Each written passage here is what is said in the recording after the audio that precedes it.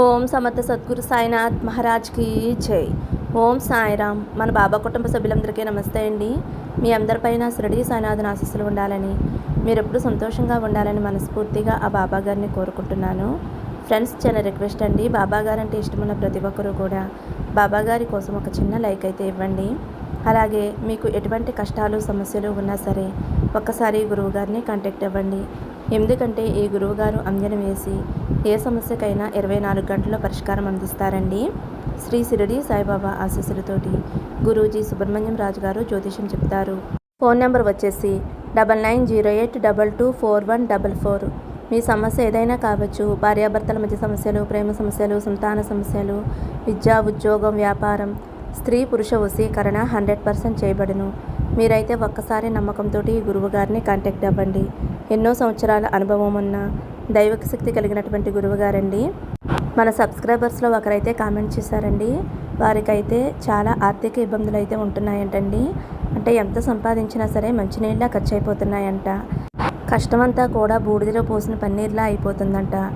ఏం చేయాలో తెలియక వారైతే చాలా సతమతం అయ్యేవారంటండి. లక్కీగా మన ఛానల్లో గురువుగారి గురించి తెలుసుకుని గురువుగారిని కాంటాక్ట్ అయ్యారంట. గురువుగారు అయితే వారి సమస్యలకు తగిన పూజలు చేసి మంచి పరిష్కారం అందించారంటండి. ఇప్పుడైతే వారికి ఉన్న అప్పులన్నీ తీరిపోయి కొంచెం డబ్బులు నిలబడుతున్నాయంట. ఇప్పుడు కొంచెం మనశ్శాంతిగా ఉండగలుగుతున్నారంటండి.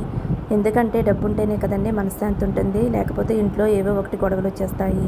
కాబట్టి వారైతే కామెంట్ చేశారండి. మీరు కూడా ఏదైనా సమస్య ఉంటే వెంటనే గురువుగారిని కాంటాక్ట్ అవ్వండి.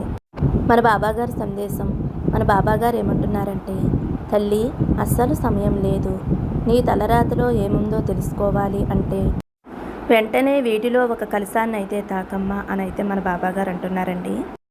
ఈ రోజైతే మన బాబాగారు మన ముందు 2 కలశాలను అయితే ఉంచారండి, 2 నెంబర్లతోటి. కలశాన్ని తాకిన వారి తలరాతలో ఏముందో అన్నీ కూడా బాబాగారి మాటల్లో తెలుసుకుందాము. బిడ్డ, నీ ముందుకి 2 కలశాలను తీసుకువచ్చాను.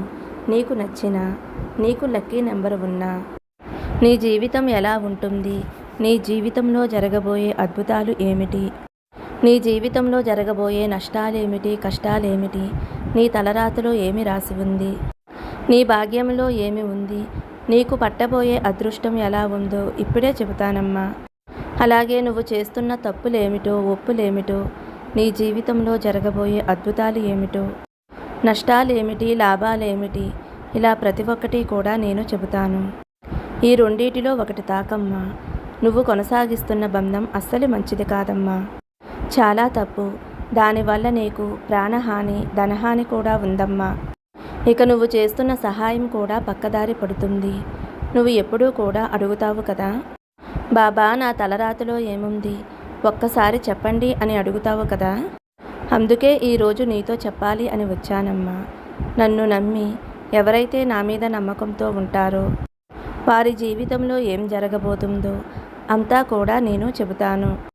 ఎవరైతే ఏదో ఒక నెంబర్ ఉన్న కలశాన్ని తాకుతారో వారి తలరాత ఎలా ఉందో తెలుసుకోవాలి అని అనుకుంటారో అలాంటి నా బిడ్డలకు మాత్రమే నేను చెప్పగలను. కానీ నా మీద అపనమ్మకంతో నేను చెప్పే మాటలు పెడచెవిన పెడితే వినే అదృష్టం కూడా కలగదు అని అయితే మన బాబాగారు అంటున్నారండి. కాబట్టి మన బాబాగారు చెప్పబోయేది శ్రద్ధగా వినండి. బాబాగారు మన తలరాతలో ఏం జరగబోతుందో, మన జీవితం ఎలా ఉండబోతుందో అన్నీ కూడా చెప్పబోతున్నారు. మీరైతే ఈ రెండిటిలో ఒక కలశాన్ని అయితే తాకండి. వీడియోని ఎక్కడా కూడా స్కిప్ చేయకుండా, మిస్ చేయకుండా చూడండి. ఈ కలశాన్ని తాకిన వారికి బాబాగారు తప్పకుండా కోరింది వారి చేతిలో అయితే పెడతారండి.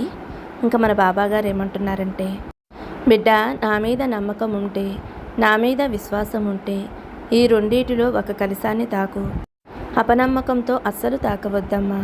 ఇప్పుడు ఏదైతే నీ జీవితంలో జరుగుతుందో అది ఎందుకు జరుగుతుందో, ఎందువల్ల జరుగుతుందో, నువ్వు ఏం చెయ్యాలో అన్నీ కూడా నేను చెబుతాను తల్లి. ముందుగా 1వ నెంబర్ ఉన్న కలశాన్ని తాకిన నా బిడ్డకి ఇప్పుడు చెప్పబోతున్నాను. బిడ్డ, నువ్వు జీవితంలో ఏదైతే అనుకున్నావో అది ఎంతవరకు కరెక్టో రాంగో ఇప్పుడు చెబుతాను. జాగ్రత్తగా విని నీలో ఏమైనా లోపాలు ఉంటే కనుక వాటిని ఈ క్షణమే సరిదిద్దుకో అమ్మా.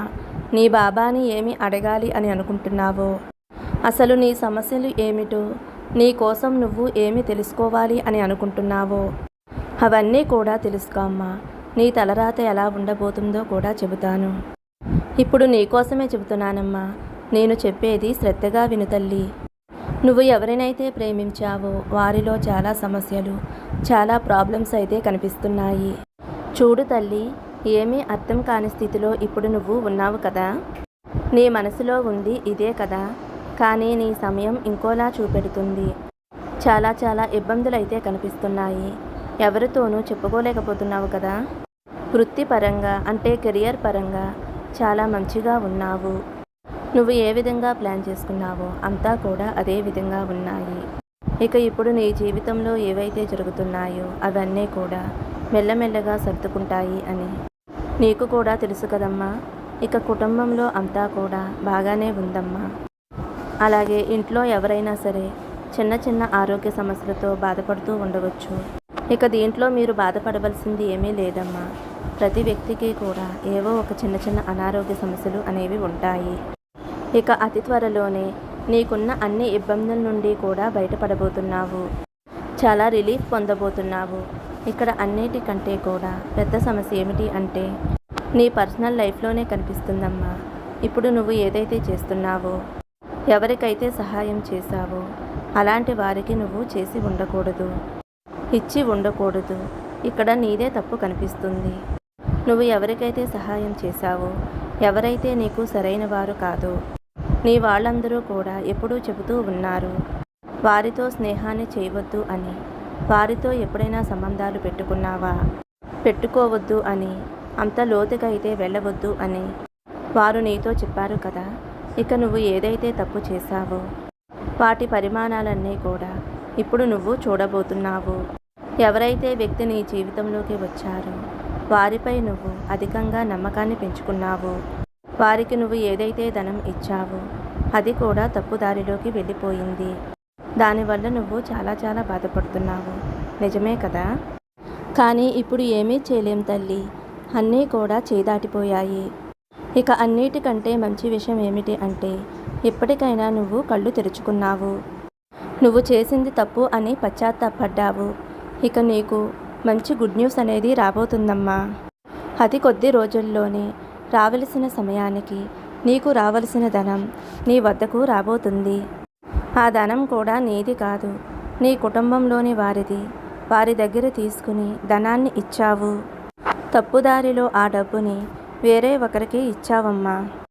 ఒకవేళ వారు నీ స్నేహితులై ఉండవచ్చు, బాగా తెలిసిన వారై ఉండవచ్చు. ఎవరో ఒకరు నీ ధనాన్ని ఇన్వెస్ట్ చేయడానికి వారికి ఇచ్చేశావు. ఆ వ్యక్తి అయితే సరైన వారు కాదమ్మా. నువ్వైతే ప్రేమతోనూ, విశ్వాసంతోనూ, ఫ్రెండ్షిప్తోనూ, నమ్మకంతోనూ నువ్వైతే డబ్బు ఇచ్చేశావు. దానివల్ల నీ కుటుంబంలోని వారందరికీ కూడా టెన్షన్స్ అనేవి వచ్చేసాయి. అందరూ కూడా చాలా కంగారు పడుతున్నారు. నీకు కూడా టెన్షన్గా ఉంది కదూ. నీ తప్పును నువ్వు అర్థం చేసుకున్నావు. ఇప్పుడు ఇక్కడ ఏదైతే జరుగుతుందో నీ స్వయంకృత అపరాధం అనైతే నువ్వు అనుకుంటున్నావు. ఎప్పుడైతే మనిషి తన తప్పు తాను తెలుసుకుంటారో వెంటనే ఈ బాబా క్షమించేస్తాడు అని నీకు తెలుసు కదమ్మా. చూడు తల్లి, తప్పు దారిలో నువ్వు ధనాన్ని పోగొట్టుకున్నావు. అదే దారిలో మళ్ళీ నువ్వు ధనాన్ని పొందబోతున్నావమ్మా. రాబోయే కాలంలో నీ కుటుంబ సభ్యులందరూ కూడా నీ వల్ల ఎంతో సంతోషంగా ఉండబోతున్నారు. నీకు ఇకపై ఎలాంటి ఇబ్బంది లేకుండా చేస్తానమ్మా. తెలిసో తెలియకో నా బిడ్డలు తప్పు చేస్తే నేను క్షమిస్తాను. కానీ మళ్ళీ తెలిసి తప్పులు చేయవద్దు. నీ తప్పు తెలుసుకుని దానికోసం నువ్వు పశ్చాత్తాపడితే నీ బాబా నిన్ను క్షమిస్తాడు కదా. క్షమించేశానమ్మా. నీ తప్పులు నువ్వు ఒప్పుకోకపోతే నీ బాబా ఎలా క్షమిస్తాడు, ఎలా రక్షిస్తాడు చెప్పు తల్లి. నువ్వే ఒక్కసారి ఆలోచించు. ఇక నీ కెరియర్ విషయానికి వస్తే కొత్త ఆరంభం అనేది నువ్వే ప్రారంభించబోతున్నావు. అలాగే ఎవరూ కూడా ఆలోచించి ఉండరమ్మా. తెల్లవారేసరికి నీ జీవితమే మారిపోతుంది. అలాగే నువ్వు చేస్తున్న పనులలో చాలా చాలా లాభాలైతే ఉంటాయి. అలాగే జీవితంలో ఎంతో ఉన్నత స్థాయికి వెళ్ళబోతున్నావు. ఎప్పుడైతే నీ తప్పు తెలుసుకుని నీ బాబా తండ్రి దగ్గరికి వచ్చి నన్ను క్షమించు బాబా అని నువ్వు అడిగితే వెంటనే నిన్ను క్షమించేస్తానమ్మా. నా ఆశీర్వాదం నీకు ఎప్పుడూ ఉంటుంది అని అయితే మన బాబా గారు మొదటి నెంబర్ ఉన్న కలశాన్ని తాకిన వారి గురించి అయితే ఈ విధంగా చెప్పారండి. ఇప్పుడు 2వ నెంబర్ ఉన్న కలశాన్ని తాకిన వారి గురించి అయితే మన బాబా గారు ఇలా అంటున్నారు. తల్లి, నీ అదృష్టం ఎలా ఉందో చెబుతాను. శ్రద్ధగా వినమ్మా. ఇక్కడ ఏదైతే జరుగుతుందో అదంతా కూడా నీ కర్మ. నీ కర్మ ఫలితమే తిరిగి వచ్చింది అని మర్చిపోవద్దమ్మా. నువ్వు ఏదైతే కర్మ చేశావో అదే నీకు తిరిగి వచ్చింది. అవును తల్లి, ఇక్కడ నువ్వు బాధపడవలసిన అవసరం లేదు, కంగారు పడవలసిన అవసరం లేదు. కొన్ని రోజుల్లోనే అన్నీ సదురుకుంటాయి. ఇక నువ్వు ఏవైతే అప్పులు చేశావో వాటి వలన నువ్వు ఇబ్బందులను అనుభవిస్తున్నావు కదమ్మా. ఇదంతా కూడా నీ కర్మఫలమే తల్లి. ఈ సమయంలో నీ కర్మ అనేది ఎప్పుడైతే తిరిగి వచ్చిందో, అలాగే నువ్వు తెలుసో తెలియకో ఏవైతే తప్పులు చేశావో అవన్నీ కూడా నీ కర్మ రూపంలో అనుభవించేలా చేస్తుంది. అయితే తల్లి, నువ్వు చేయవలసింది ఏదీ లేదమ్మా. నువ్వు అడగవలసిందల్లా నన్ను క్షమించమని అడగటమే. చూడు తల్లి, గతంలో నువ్వు ఏదైతే చేశావో దానినే ఇప్పుడు నువ్వు చూడగలుగుతున్నావు. నువ్వు ఎప్పుడూ కూడా నీ రిలేషన్ని, అంటే నీ బంధాన్ని సీరియస్గా తీసుకోలేదు కదమ్మా. నిన్ను నమ్మిన మనిషిని మోసం చేశావు, సరిగ్గా అర్థం చేసుకోకుండా ఏడిపించావు, తనని వెళ్ళగొట్టావు, తన మనసుని గాయపరిచావు. నువ్వు ఏది చేస్తే అదే తిరిగి వస్తుంది అనే విషయాన్ని మర్చిపోయి ఇప్పుడు నువ్వు ఇబ్బందుల్లో పడ్డావు. అది నిజమే కదా. అలా పడి బాబా నన్ను కాపాడు అంటున్నావు. నీ తప్పు తెలుసుకుని బాబా నన్ను క్షమించండి అని అడుగు తల్లి. ఇక మీదట ఏ తప్పు చెయ్యను బాబా, అందరి మంచి కోరుకుంటాను అని ఎప్పుడైతే నువ్వు అనుకుంటావో ఆ క్షణం నుంచి నా పూర్తి ఆశీర్వాదం, నా అనుగ్రహం నీకు అందిస్తానమ్మా. గుర్తుపెట్టుకో తల్లి, తప్పంతా నీదే. కానీ వారిని క్షమాపణ అడగటానికి వెనకడుగు వేస్తున్నావు కదా. నమ్మిన భార్యా బిడ్డల్ని ఎప్పుడూ కూడా మోసం చేయకూడదు. ఎందుకంటే వారిని పోషించవలసిన బాధ్యత నీదే. వారు నీ మీదే ఆధారపడి బ్రతుకుతారు కాబట్టి వారిని నిర్లక్ష్యం చేయకూడదు, చిన్న చూపు చూడకూడదు. తెలిసో తెలియకో చిన్న పొరపాటు జరిగితే దానిని నువ్వు ఓర్చుకుని సర్దుకోవాలి తప్ప బంధాన్ని దూరం పెట్టేసి వారిని బాధ పెడితే అది మహా పాపం అవుతుంది బిడ్డ. ఎందుకంటే వారు నిన్నే నమ్మి బ్రతుకుతున్నారు కాబట్టి నువ్వే వారికి ఆధారం. నువ్వు వారికి రక్షణగా, కొండంత అండగా ఉండాలి తప్ప వారిని దూరం పెట్టేసి వదిలేసి వారిని బాధ పెట్టకూడదు. ఇలా చేయటం వలన వారి ఉసురు అనేది నీకు తగులుతుంది. కాబట్టి ఇకనైనా ఇలా చేయటం మానేసి నీ బంధాన్ని, అంటే నీ భార్యా బిడ్డలు కావచ్చు, లేదా నీ భర్త నీ పిల్లలు కావచ్చు, ఎవరినైతే నువ్వు దూరం చేసుకున్నావో వారిని నువ్వు తెచ్చుకుని వారితో నువ్వు సంతోషంగా ఉండు. వారిని బాగా చూసుకో. ఈ పొరపాటు మళ్ళీ చేయవద్దు. చెప్తున్నాను కదా, భార్యా బిడ్డల్ని బాధ పెట్టినా ఇబ్బంది పెట్టినా అది మరీ మహాపాపం అవుతుంది. చెయ్యరాని తప్పు అవుతుంది. భగవంతుడు ఎప్పటికీ కూడా క్షమించడు. వారిని ఆలనా పాలనా చూసుకునేది నువ్వే కాబట్టి వారిని ప్రేమతోటి చూసుకో. నీ తప్పులన్నీ కూడా నేను క్షమిస్తాను. ఇక మీదట మీరు కలిసి ఆనందంగా సంతోషంగా ఉండేలాగా నేనైతే ఆశీర్వదిస్తున్నాను. మీ కుటుంబం అంతా కూడా కలిసి ఆయురారోగ్యాలతోటి అష్టైశ్వర్యాలతోటి ఆనందంగా సంతోషంగా ఉంటారు. ఎందుకంటే నీ తప్పు నువ్వు తెలుసుకుంటావు కాబట్టి నీకు ఇకపై అంతా మంచి జరుగుతుంది. ఫ్రెండ్స్, 2వ నెంబర్ ఉన్న కలశాన్ని తాకిన వారి గురించి అయితే మన బాబాగారు ఈ విధంగా చెప్పారండి. మరి ఈ సందేశం మీ అందరికీ నచ్చింది అనుకుంటున్నాను. నచ్చితే ఒక చిన్న లైక్ ఇవ్వండి. మరొక మంచి వీడియోతో మళ్ళీ కలుద్దామండి. సర్వే జన సుఖినో భవంతు. సమస్తం సద్గురు సాయినాథార్పణమస్తు. శుభం భవతు. జై సాయిరామ్.